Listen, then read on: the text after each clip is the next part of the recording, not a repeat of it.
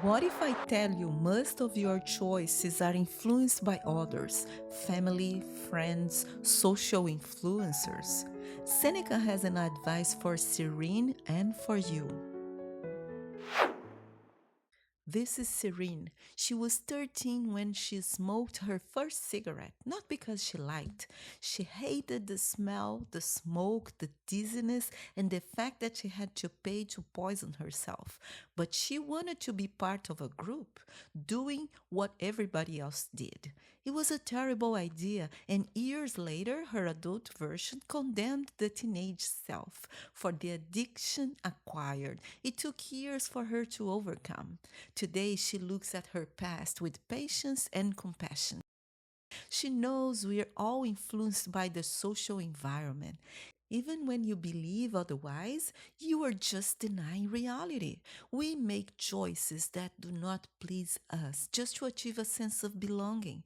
We go through stages of life making choices based on how much we wish to impress others.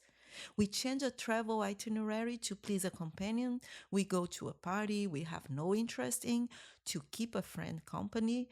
We repeat corporate buzzwords, constructive collaboration, value added, best practices, just to show engagement. We fall for the latest fashion trend simply because it's trending. Sometimes we think, what am I doing here? Why did I choose this instead of that? I shouldn't have said that. The external influences on us are powerful. It's okay. It's part of social life. It can bring us benefits such as learning something new and diversity of thoughts and customs. The problem is when others' behaviors end up changing our cosmovision and pushing us to addiction. In the case of hard drugs, for example, it is often a path of no return. The Basketball Diaries is a movie where Leonardo DiCaprio plays Jim Carroll, a high school basketball player who sinks into heroin addiction influenced by his friends who shared the passion for basketball. The film is based on Jim Carroll's memoir, and it is an example on how friendship under the wrong circumstances can become a gateway to addiction. Seneca says, not everyone we meet is worthy of sharing a part of our lives. Too often we waste our time with people who do not deserve our consideration.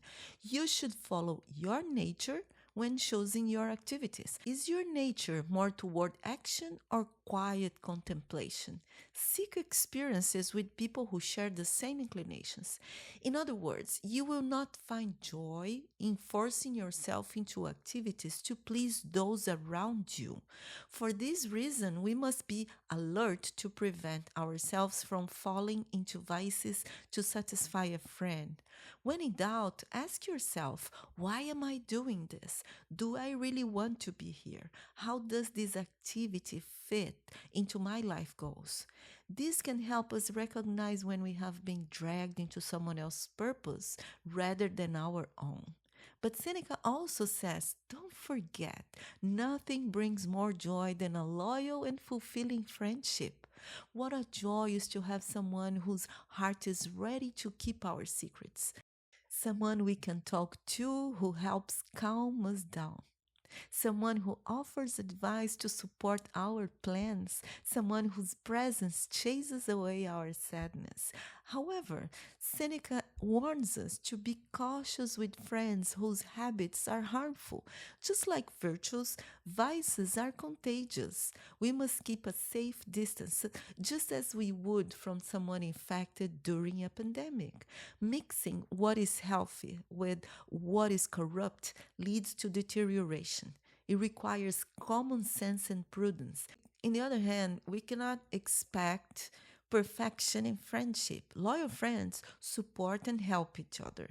In this sense, his advice is not to isolate yourself, but to exercise good judgment. A corrupt friend may, through habit, make corruption seem acceptable to you. A criminal fellow may, through habit, lead you into crime. A colleague with extreme political religious views can influence you in many ways. Likewise, a negative acquaintance who complains about everything might find a loyal companion in you, but be careful. Your peace of mind can easily be shaken by someone whose outlook is bitter and who meets every situation with a sigh.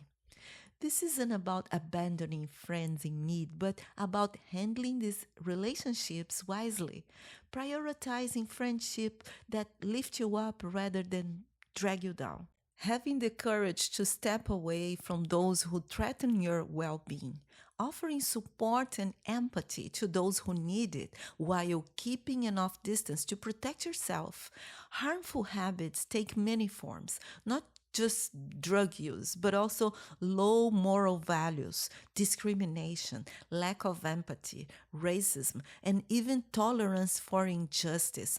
All of these can be just as contagious. This applies not only to friendship, but to any environment where constant interactions shapes your habits, including the workplace. Who you surround yourself with matters just as much as who you work for. Just think about it.